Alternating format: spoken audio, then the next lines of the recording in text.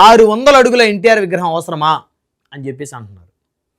ఎందుకంటే అది ఎవరి డబ్బులతో పెడతారు, ఎవరి డబ్బులతోటి స్థలాన్ని కొంటారు, ఎవరి డబ్బులతోటి అంత విగ్రహం పెడతారు అనేది ఇప్పుడు రాష్ట్ర వ్యాప్తంగా చర్చకొస్తున్నటువంటి అంశం. ఒకసారి కనుక మనం వివరాల్లోకి వెళ్తే 600 అడుగుల ఎన్టీ రామారావు గారి విగ్రహానికి సంబంధించి 10 నమూనాలు తీసుకున్నారు.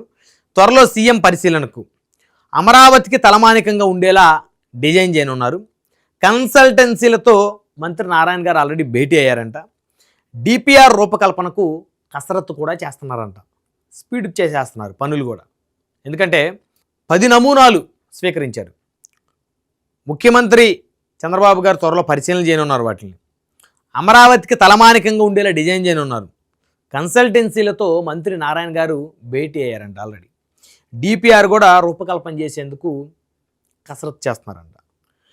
రాజధాని అమరావతిలో దివంగత మాజీ ముఖ్యమంత్రి తెలుగుదేశం పార్టీ వ్యవస్థాపకుడు నందమూరి తారక రామారావు గారి విగ్రహం ఏర్పాటుపై ప్రభుత్వం ఫోకస్ పెంచింది.